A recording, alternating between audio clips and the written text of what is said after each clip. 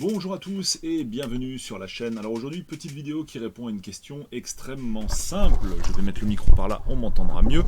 Comment changer la langue de Windows? Pour ça, je vous propose d'ouvrir le menu démarrer et de taper langue, L-A-N, alors le A est là du coup. Edit Language and Keyboard. Donc ça marche aussi bien en anglais qu'en français, L-A-N-G. Tapez ce mot-clé dans le menu démarrer. Vous voyez, juste en dessous, je vais vous montrer un peu mieux de près. Et bah, ça vous donnera ici, Edit Language and Keyboard Options, donc modifier, éditer les paramètres de langue et de keyboard et de clavier, pardon. Donc on valide ça. En français, ça vous mettra langue et clavier, un truc comme ça. Donc du coup, pas de problème. Dans les deux langues, ça marchera aussi bien. Dans les autres langues, je ne sais pas, j'ai pas fait l'essai.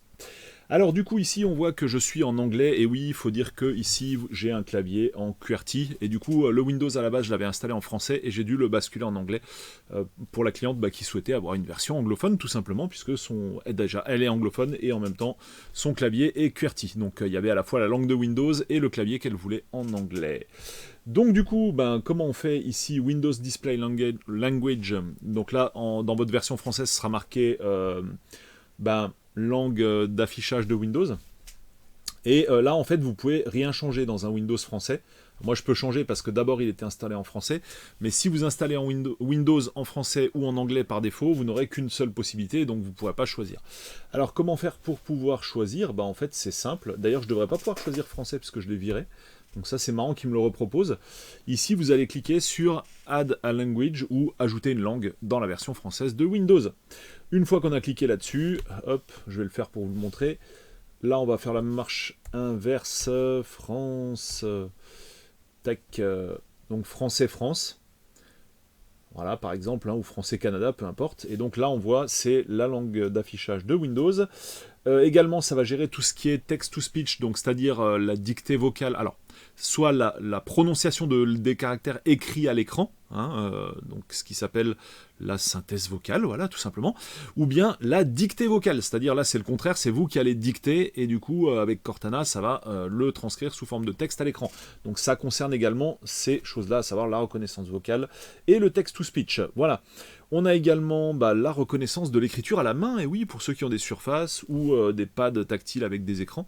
On avait vu ça sur un PC Asus. Donc là, on va pouvoir également changer cette langue-là. Donc quand ici, je rajoute une langue, donc français-France ou français-canadien, peu importe, ça va me changer tous ces paramètres. La langue d'affichage de Windows, le clavier également, la langue de reconnaissance vocale et d'écriture de synthèse vocale, pardon. Ici, on voit donc tout ce qui est changé. Voilà, l'écran est tactile en plus. Donc voilà, Open Website, etc. Et on voit que donc j'étais sur un Windows anglais, ça a très bien marché. J'ai mon menu démarrer qui est tout en anglais, Type here to search. Vraiment, tout est en anglais de partout. Et en même temps, ça m'a directement changé la langue du clavier. Puisque vous voyez ici, si je tape, là je vais aller dans le menu démarrer. Je vais taper ici le Q, ça va bien me donner un Q, donc ce qui veut bien dire qu'on a basculé sur le clavier QWERTY dans la foulée, alors que précédemment j'étais paramétré en clavier AZERTY par défaut lors de l'installation de Windows. J'espère que cette vidéo vous aura suivi, merci à tous d'avoir été jusqu'au bout. Je vous donne rendez-vous pour d'autres tutos sur la chaîne, ou bien des vidéos de jeux vidéo rétro, je vais réussir à le dire sur ma chaîne Retropolo que je vous mets en description, ou bien des tests de matos sur ma chaîne Super Matos que je vous mets également en description. Salut à tous et à bientôt pour d'autres vidéos. Ciao.